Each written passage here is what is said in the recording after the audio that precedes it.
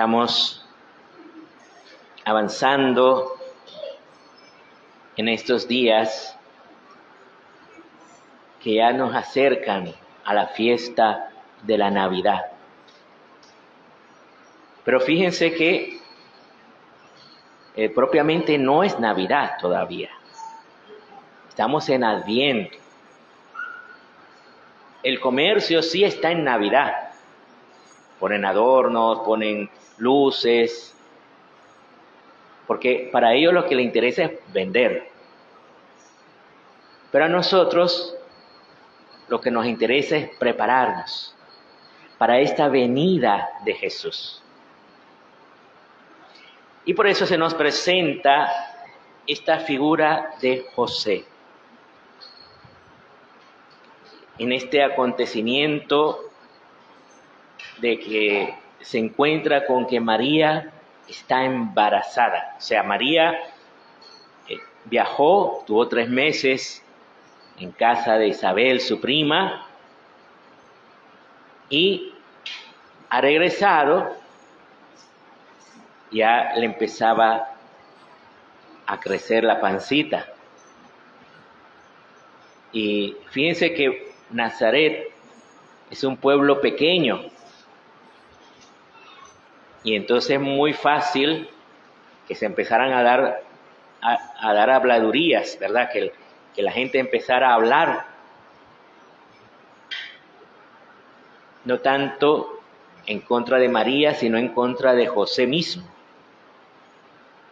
Porque supuestamente ellos sí son casados, pero él tenía que esperar al momento en que ella ya llegara a la casa. Entonces, es posible que algunas personas hablaran en contra de él.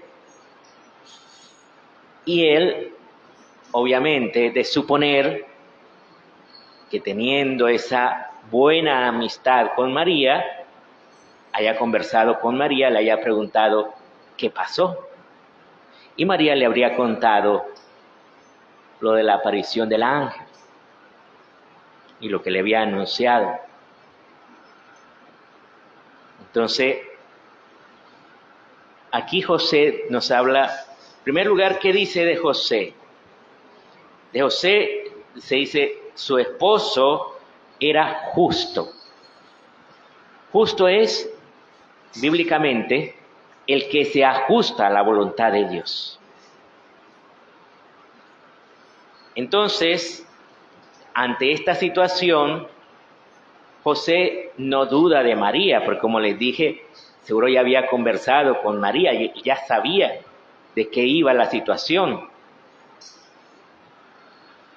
Pero, ¿cuál es su duda? Su duda muy probablemente fue, ¿qué tiene que hacer él ahí? O sea, él era el esposo de María, pero si ahora María está embarazada del Espíritu Santo, o sea, de Dios, no puede competir con Dios. Entonces, estaba pensando, dice, repudiarla en secreto. Esa era la forma como en esa época se decía el divorcio, darle un documento de repudio, ¿verdad? Suena duro, pero ese era el término técnico, por así decir, que se usaba en esa época. Solamente el varón podía dar ese documento de repudio, la mujer no. Entonces, él estaba considerando hacerlo en secreto, porque si él lo decía público, ponía en peligro la vida de María, porque prácticamente la estaba acusando de adulterio. Sin embargo, él tiene este sueño. El ángel se le aparece en sueño, dice, y estas son las palabras: no tengas reparo en llevarte a María, tu mujer. O sea, el ángel le dice que ella sigue siendo su esposa, pero que ahora, ¿qué van a hacer? Dice, ella dará a luz un hijo y tú le pondrás por nombre Jesús. Le pondrás por nombre Jesús, porque él salvará a su pueblo de sus pecados. Este detalle es importante porque en esa cultura, antiguamente, era el papá el encargado de ponerle el nombre a los niños, a los hijos. En otras palabras, él está asumiendo a Jesús como su niño. Pero ellos no decían hijo adoptivo. Una vez que lo adopta, es un hijo pleno, como si fuera un hijo biológico. O sea, para ellos no había distinción entre hijo adoptivo o hijo biológico. Es hijo, punto. Entonces, él lo asume como hijo. Pero esto conlleva una gran responsabilidad. Es aquí donde José y María toman unas grandes decisiones en su vida, porque ellos estaban casados. Lo más probable era que si estaban casados, ellos pensaban tener sus relaciones normales y tener sus hijos normalmente. Pero al asumir la misión de criar al Hijo de Dios, ellos lo asumen de una manera casta. La Virgen María va a permanecer virgen.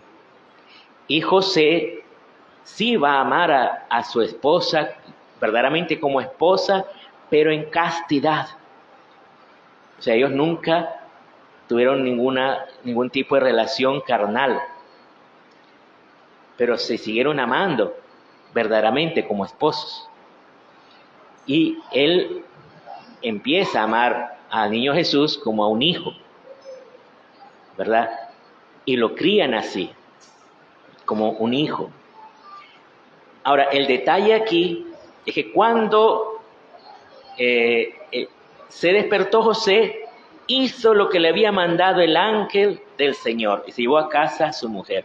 O sea, ¿qué quiere decir? Él obedece inmediatamente a la voluntad de Dios. Él no espera. No dice, bueno, otro día lo haré. No, de una vez va y recibe a María.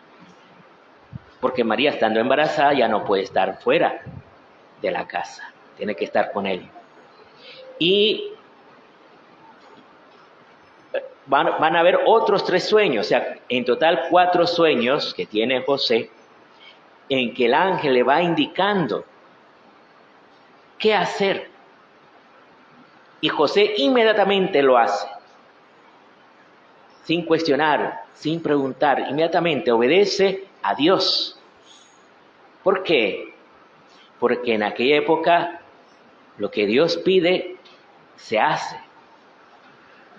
Lo que es la voluntad de Dios se hace porque Dios es un Dios de amor. Dios no te obliga porque te ama. Pero Él siempre quiere lo mejor para nosotros. Por eso le obedece inmediatamente.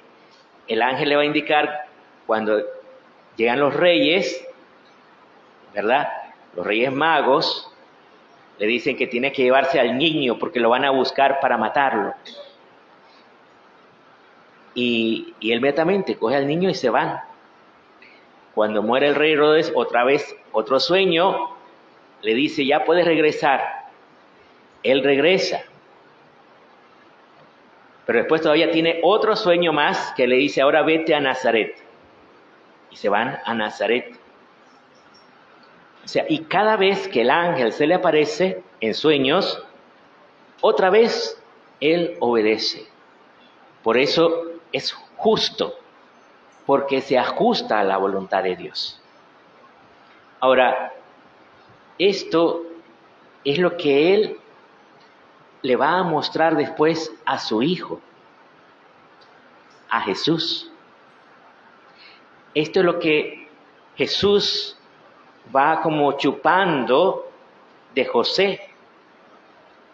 de ser un hombre justo, un hombre además que ama a su esposa y un hombre que trabaja con sus manos, trabajaba. Es muy probable, porque era la costumbre, que ya el niño cuando iba creciendo acompañaba a José en el trabajo. A nosotros muchas veces hemos escuchado ese hijo del carpintero, pero en realidad la verdadera traducción no es carpintero, sino artesano. ¿Artesano qué quiere decir? Que trabajaba no solo en carpintería, sino en lo que saliera. Porque a veces no encontraba trabajo de carpintería, entonces él trabajaba en lo que fuera. Incluso dicen los biblistas que posiblemente algunas veces se iba a la plaza a esperar quien lo contratara. Y por eso después Jesús cuenta eso en una parábola, de aquellos hombres que van a la plaza a esperar que los contraten.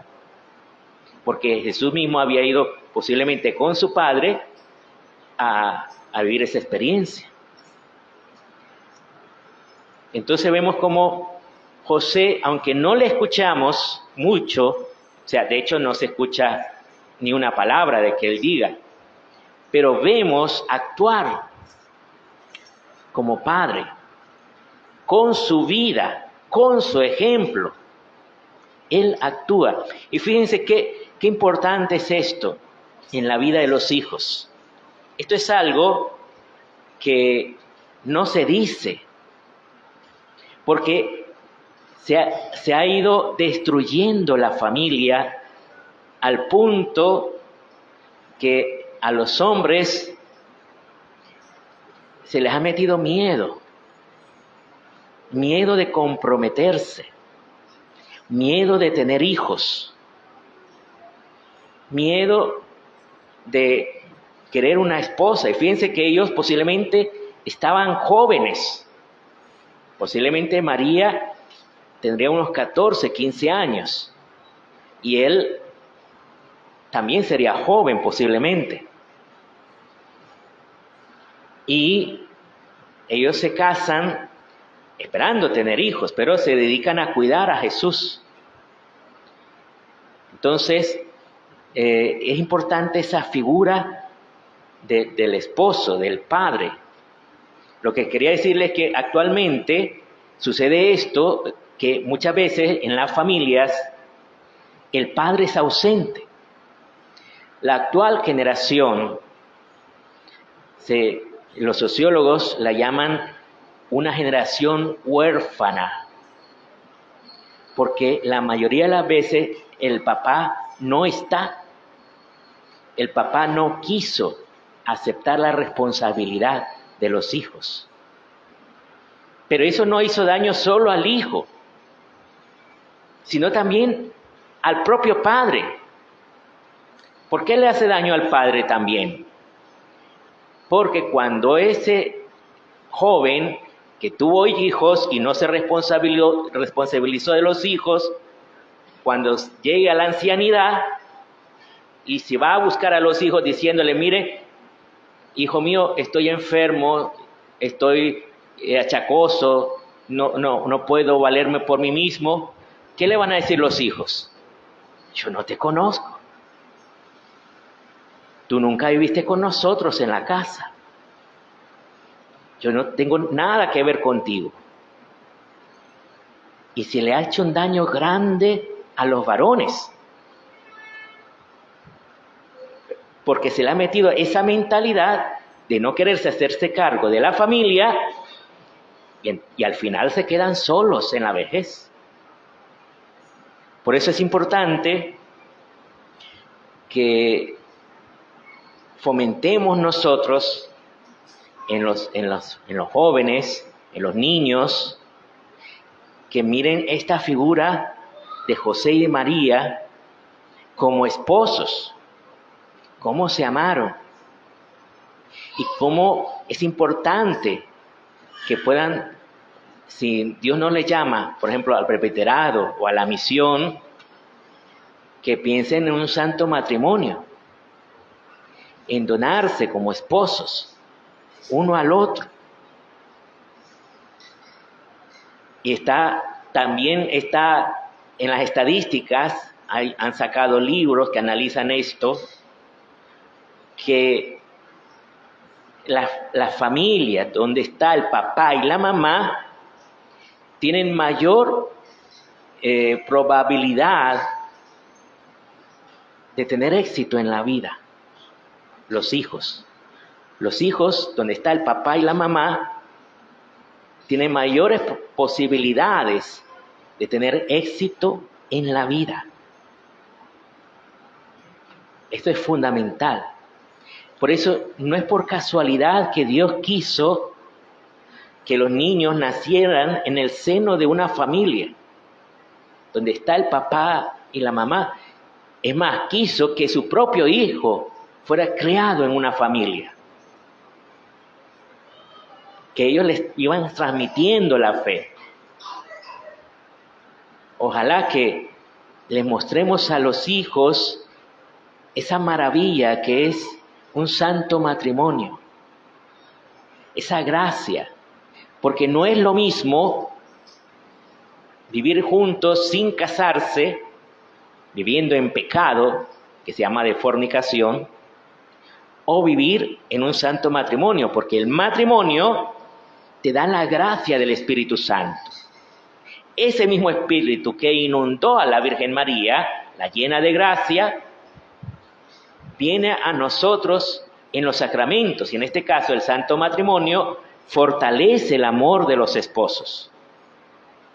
Porque otra cosa que se ha difundido mucho es el divorcio, donde se ve tan natural, tan normal. Es que el otro me fue infiel, separémonos. No te aguanto, no te soporto, vamos a separarnos. Se ve como normal la infidelidad. Y la infidelidad no es normal, es un pecado grave. Cuando decimos pecado, no es solo que estás agrediendo a tu cónyuge, a tu esposo o a tu esposa. Estás agrediendo la voluntad de Dios. Por eso el Señor nos llama a ese santo matrimonio que te da la fortaleza para vivir en fidelidad y para amarse mutuamente, para donarse, como es lo que Dios quiere en los matrimonios. Vamos pues ahora a continuar suplicando al Señor que Él nos ayude.